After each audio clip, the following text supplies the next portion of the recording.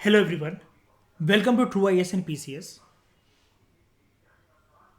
Previous discussion को continue करते हुए हम लोग बात करते हैं लैंडफॉर्म्स के बारे में। हमने बिल्कुल बेसिक तरीके से, माइन्यूट तरीके से एक एक चीज़ को समझकर देखा। Previous lecture was all about meanings, word meanings कह सकते हैं हम लोग कंसेप्ट का।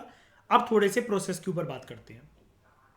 हमने ये पढ़ा प्रीवियस लेक्चर के अंदर कि कोई भी जो लैंडस्केप या लैंडफॉर्म होता है उसकी कॉन्टिन्यूस तरीके से इरोजन होती रहती है। वो वॉन डाउन होता रहता है, जैसे कहते हैं ना वेयर एंड टीयर। मतलब वो घिसता रहता है बेचारा एक लैंडफॉर्म किसी ना किसी वजह से। जैसे सालों में होते होते एक एनर्जेटिक पर्सन एक बुड्ढे या बुढ़िया में कन्वर्ट हो जाता है। ठीक है। कोई भी एक चीज़ आपकी जो प्यारी चीज़ होती है उस पर धूल लग जाती है, वो सड़ जाती है। कोई भी आपका जो एक पौधा होता है वो बीमार होकर सड़कर मर जाता है। इसी प्रकार से ज्योग्राफी में कोई भी लैंडस्केप या लैंडफॉर्म जो होता है, जरूरी नहीं सबका हो लेकिन मेजोरिटी के साथ ऐसा होता है कि उसका इरोजन होता रहता है, वियर एंड टियर होता रहता है। ये जो वियर एंड टियर जो होता है ना, इरोजन जनरली हम लोग बोल देते हैं लेकिन इरोजन के साथ दो टर्म्स एसोसिएटेड होती हैं दोस्तों। एक होती है वेदरिंग और दूसरी होती है इरोजन। क्या होता है वेदरिंग का मतलब? देखो, अगर कोई एक चट्टान है, एक कोई पत्थर है, आप उत्तराखंड, माउंट आबू, हिमाचल, मनाली वगैरह कहीं पर भी गए और आप आगे अपनी गाड़ी को लेकर बढ़ रहे हो, लेकिन बहुत ज्यादा वहां पर ना चक्का जाम लगा हुआ है। आपने पूछा कि क्या हो गया, तो किसी ने बोला कि लैंडस्लाइड हो गई थी और एक बड़ी सी चट्टान आकर यहां पर गिर पड़ी है और कुछ पेड़ भी गिर पड़े हैं जिन्होंने रास्ता ब्लॉक कर लिया है। तो यानी कि आपको समझ जाना चाहिए कि उस जगह पर अगर कोई बड़ी चट्टान गिरी है जिसमें कोई क्रैक आपको दिख रही है, तो वो वेदरिंग है। वेदरिंग क्या होता है? वेदरिंग होता है स्मॉल पीसेस ऑफ रॉक हो या इवन लार्ज भी हो, कोई दिक्कत नहीं है, अर्थ के सरफेस पर जब उनके अंदर ब्रेक डाउन होता है, वो ब्रेक होते हैं। कुल मिलाकर ऐसे दरारें ये करके पड़ी इसके ऊपर, और ये कुछ फिर आपको एक हिस्सा दिख रहा है ऐसे और दूसरा हिस्सा आपको दिख रहा है कुछ ऐसे, टूट गया। अब ये छोटे से छोटे किसी पत्थर, कंकड़, गिट्टी, किसी भी चीज के साथ ये चीज आपको देखने को मिल सकती है। वेदरिंग, वेदरिंग का मतलब अगर मैं आपको 100 बातों की एक बात कहूं, it is just the breaking of the rock और उसका कन्वर्ट होना है छोटे छोटे टुकड़ों के अंदर, गिरने की वजह से या टूटने की वजह से अर्थ के सरफेस पर। इसको कहते हैं weathering. Weathering is not at all associated with, कोई दिक्कत वाली बात नहीं है। ऐसा कभी कभार डाउट हो जाता है, जब मैंने प्रिपरेशन स्टार्ट करी थी ये टर्म मुझे भी ऐसा लगता था, हम ज्यादा सोच जाते हैं कि वेदरिंग कुछ वेदर से रिलेटेड होगा। नहीं, ऐसा नहीं है। वेदरिंग का कुछ भी लेना देना नहीं है वेदर से दूर दूर तक। क्या ये वाली बात सबको समझ में आ गई? टुकड़ों में टूटना। तो फिर इरोजन क्या होता है? इरोजन का मतलब ये होता है कि कोई भी अगर लैंडस्केप है उसका वियर एंड टियर होना, घिसना, वो एक बार की बात, एक दिन की बात, एक घंटे की बात, एक हफ्ते की बात, एक महीने की बात नहीं होती है। वो लंबे समय तक होते होते, लंबे टाइम तक होते होते, मैंने आपको एक बात बताई थी अभी प्रीवियस लेक्चर के अंदर, 50 साल, 25 साल, 75 साल, 100 साल, ऐसे करते करते घिसते घिसते हो सकता है एक बड़ा सा पहाड़ जिसकी हाइट कुल 600 मीटर की हो, तो वो होते होते हो सकता है फिर पता चला कुछ 100 सालों में कुछ वो इतना सा रह जाए। और ये भी हो सकता है डिपोजिशन में कि कुछ कोई इतना सा पहाड़ हो और उस पर ये चीज़ें कलेक्ट होते होते होते होते कहीं से आ रही हैं उड़ उड़कर, और वो हाइट में लंबा हो जाए। लेकिन यहाँ पर क्योंकि हम बात कर रहे हैं इरोजन की, तो इरोजन में हमेशा हाइट कम होती है। यानी कि सिचुएशन अगर ए है तो वो बी में ऐसे कन्वर्ट होगी when it comes to erosion. Erosion का मतलब होता है घिसना, हाइट कम होना, नुकसान होना। और इसके लिए एजेंट्स कौन कौन से होते हैं, कौन कौन सी चीजें रिस्पॉन्सिबल होती हैं इरोजन के लिए? एक सबसे पहले आपका विंड, वाटर। दूसरा विंड। तीसरा, अगर कोई पहाड़ है जो कि बर्फीले पहाड़ है तो आइस। और अगर कोस्टल रीजन है जहां पर समुद्र वगैरह है तो सी वेव्स। ये होते हैं चार एजेंट्स ऑफ इरोजन। अब मजे की बात बताऊं, जो ये चार एजेंट्स इरोजन के हैं ना, यही सेम चार एजेंट्स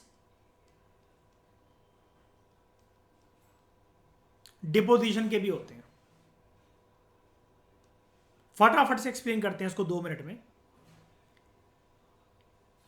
ये एक कोई हिल है या माउंटेन है, ठीक है। यहां पर ये चारों एजेंट्स हैं, मान लो वाटर, विंड, आइस, ग्लेशियर। इसके ऊपर ऐड करते हैं, यानी कि यहां पर पानी भी है, ठीक है, हवा भी यहां से उड़ती रहती है इसके ऊपर से, और बर्फीले पहाड़ हैं ये, और यहां पर जो आसपास कोई समुद्री या पानी मान लो, चलो सी वेव्स छोड़ो, पानी मान लो, बारिश का पानी है, कैसा भी पानी, या फिर ये जो बर्फ पिघलती रहती है, इसकी वजह से, अब इसकी ध्यान से देखना, इसकी वजह से ये सारी चीजें और इसकी मिट्टी ना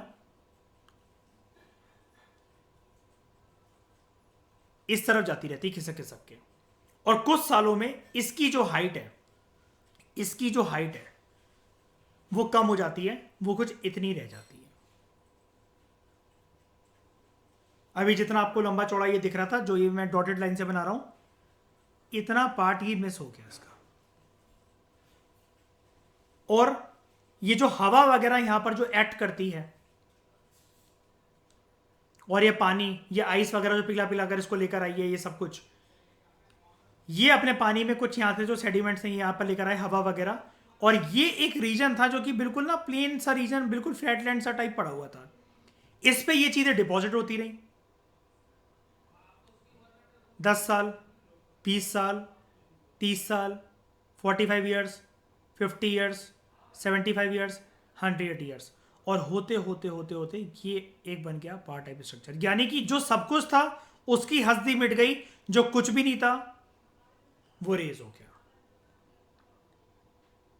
क्या ये जो हवा यहां से उठाकर ये जो ले गई है, तो मुझे एक बात बताओ चेष्टा, जो हवा यहां पर इरोजन का कारण था वही यहां पर जाकर डिपोजिशन का कारण नहीं बन गया, उसने डिपॉजिट नहीं कर दिया वो मटेरियल। अंकिता, जो पानी यहां पर डिपोजिशन का कारण था वो यहां जाकर इरोजन का कारण था, वो यहां पर डिपोजिशन नहीं बन गया उसका कारण। उसके अंदर ये जो मिट्टी है, ये सारे सेडिमेंट्स हैं। अमित, जो बर्फ यहां से पिघली थी, जो इसकी हाइट के लिए, इसकी चोटी के लिए, इसकी पीक के लिए जो रिस्पॉन्सिबल थी, अब वो जाकर यहां पर इसको तोड़ तोड़कर वो सारी चीजें मिट्टी के साथ साथ इकट्ठी होकर यहां पर नहीं पहुंच गई हैं? बताओ जरा, ये चीज है। क्या ये सारी चीजें समझ में, क्या क्या ये वाला कंसेप्ट समझ में आया कि इरोजन और डिपोजिशन के एजेंट सेम होते हैं? इसमें किसी को कोई भी डाउट किसी भी तरीके का?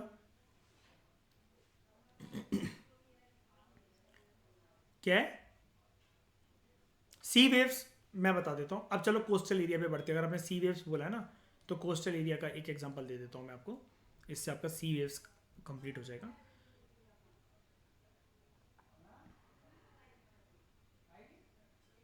ये इंडिया का पेनिनसुलर पार्ट है, ये पेनिनसुलर पार्ट है इंडिया का, और यहां पर हर जगह तीनों तरफ पानी है।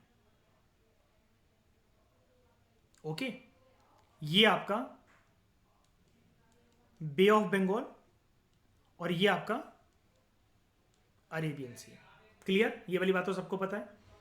अब यहां पर समुद्र की कोई लहरें हैं, फॉर एग्जांपल ये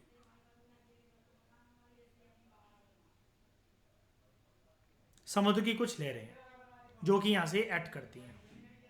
ओके, अब ये बार बार जाके कोस्टल रीजन में जाकर टकराती हैं, इधर बिल्कुल कोस्टल किनारे पे ये जाकर। नॉर्मल सी बात कर लो गोवा की या किसी भी बीच की, क्या मिट्टी वहां पर एक जगह रहती है या फिर आगे पीछे होती रहती है? बताओ जरा, आगे पीछे होती रहती है कि नहीं होती रहती है? और इसका एक रीजन सुनो ध्यान से, कि कोस्टल रीजन में बिल्कुल, अगर आप बिल्कुल इसका किनारा देखोगे ना, इंडिया की कोस्ट लाइन अगर आप बिल्कुल देखोगे, ये एक सेकेंड,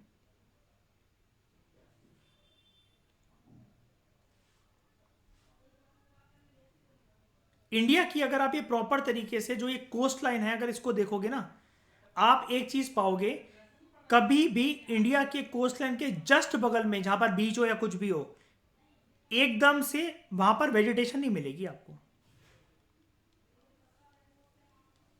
एकदम से वेजिटेशन नहीं मिलेगी, थोड़ा सा इंटीरियर में आकर मिलेगी पार्ट में।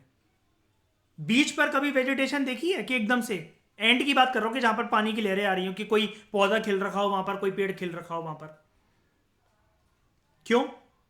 सी वेव्स लगातार इतना इरोड करती है कि किसी को टिकने ही नहीं दे रही कि हमारा इलाका है, हम तो किसी को नहीं पनपने देंगे, यहां सिर्फ हमारा धंधा चलेगा। ये चीज सिर्फ इंडिया में नहीं, पूरे वर्ल्ड में एप्लीकेबल होती है, पूरे वर्ल्ड में एप्लीकेबल होती है। यहां सी वेव्स इरोड कर रहे हैं कि नहीं कर रहे लैंड को, बताओ जरा।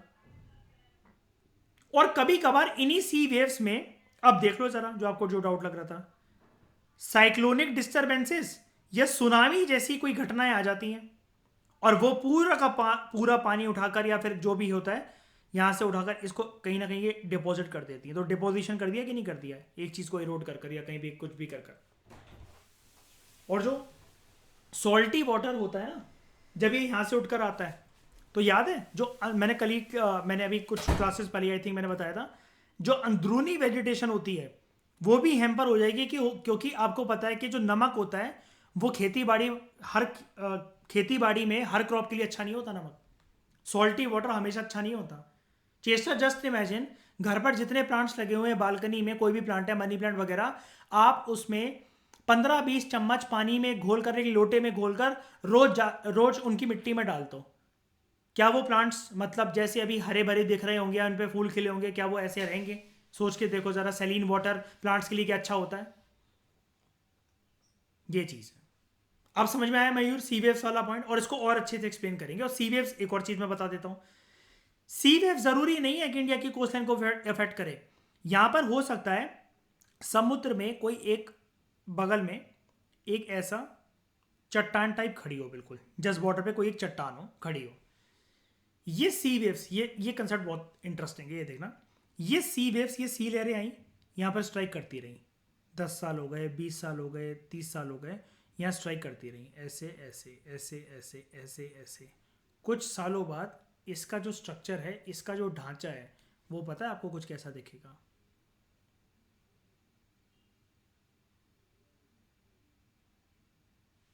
ये। और कुछ साल बीतेंगे तो पता है कैसा दिखेगा?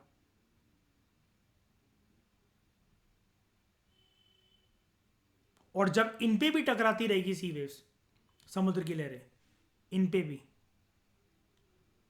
तो ये जो टूट के जो बिखर के गिर जाएंगे, और फिर उसके कुछ कुछ पत्थर वगैरह ये वो पानी के अंदर डूब के गिर जाएंगे, और वो समुद्र के बॉटम पे चले जाएंगे। ये इरोजन की वजह से, सी वेव्स के इरोड करने की वजह से, कि अच्छे खासे एक जो कोई पत्थर टाइप, चट्टान टाइप जो समुद्र के बीचों बीच में खड़ी हुई है, उसको तक को गिरा देती है, जिसको सी आर टाइप स्ट्रक्चर कहते हैं। आप कहोगे यार ये भी कुछ होता है क्या, समुद्र के बीचों बीच में भी कुछ चीज़ खड़ी रहती है क्या? तो जी हाँ, बिल्कुल आपको ये चीज़ दिखेगी। और ये देखो, सी केव दिख रहा है, इस प्रकार के जो स्ट्रक्चर है जो आपको दिख रहे हैं, ये कर दिया इसने होल यहाँ पर, के नहीं कर दिया बताओ? और यहाँ से आर पार आप हो सकते हो। और ये देखो, ये परफेक्ट है, यहाँ पर आपको और अच्छे से दिखेगा। ये देखो, अब ये रियल ही तो है, बताओ जरा। ये ऐसा क्यों हो गया? ये ऐसा नहीं था, ये प्रॉपर, मैं ये मानता हूं कि ये पूरा ऐसा लैंडफॉर्म था, एक प्लेट्यू की तरह। ये यहां से यहां तक समुद्र की लहरों ने टकराते टकराते टकराते टकराते एक को गिराया, दो को गिराया, पहले इसको अलग अलग टुकड़े कर दिए पहले इसके, फिर इसके अंदर करते करते इसके अंदर होल कर दिया, और करते करते इसको देख रहे हो, इसको तो काइंड ऑफ खत्म ही कर दिया, किसी भी वक्त गिर सकता है। और इसके अंदर ये जो होल है, ये जो जगह है, एंट्रेंस है, ये और बड़ा होता चला जाएगा, ये और बड़ा होता चला जाएगा, ये और बड़ा होता चला जाएगा। और इसके जब पिलर्स पे भी ये सी वेव्स वार करती रहेंगी, ये तो ये भी जाकर गिर जाएगा, और अल्टीमेटली बॉटम ऑफ द सी में चला जाएगा, और ये पूरा स्ट्रक्चर खत्म, पूरा स्ट्रक्चर खत्म।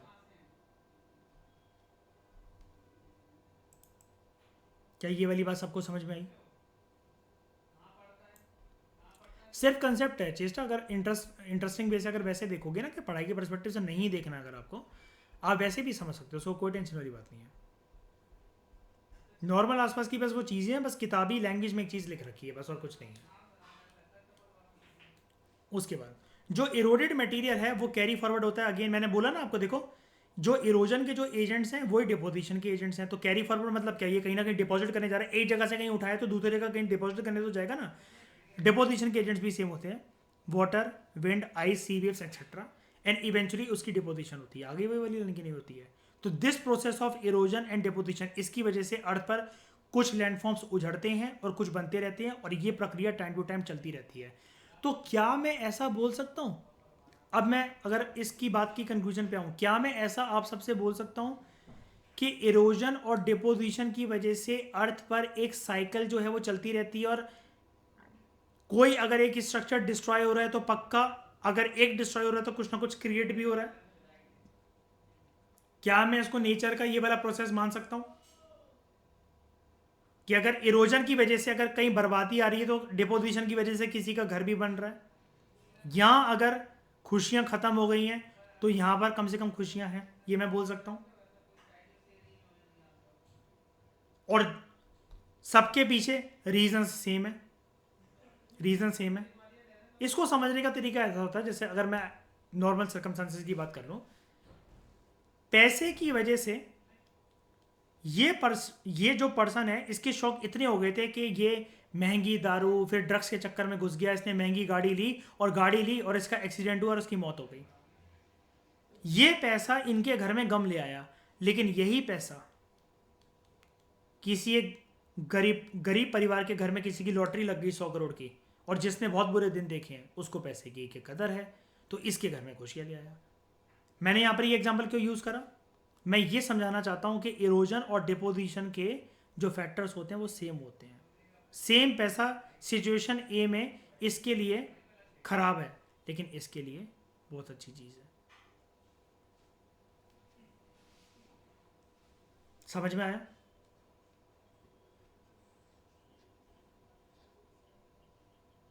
अंडर सी भी काम करते हैं, लेकिन वो ओशन करंट्स की फॉर्म में होता है, वो हम पढ़ेंगे ओशनोग्राफी में। इसलिए मैंने शुरू में बोला ना 3 पार्ट्स हैं ज्योग्राफी के, वो हम ओशनोग्राफी में पढ़ेंगे। इसलिए कभी भी ज्योग्राफी शुरुआत करवाती है लैंडफॉर्म से कि पहले जहाँ हो उसको तो पहचान लो, फिर या तो आसमान के ऊपर जाना क्लाइमेटोलॉजी, या नीचे पानी में घुसना ओशनोग्राफी। ये चीज़ है।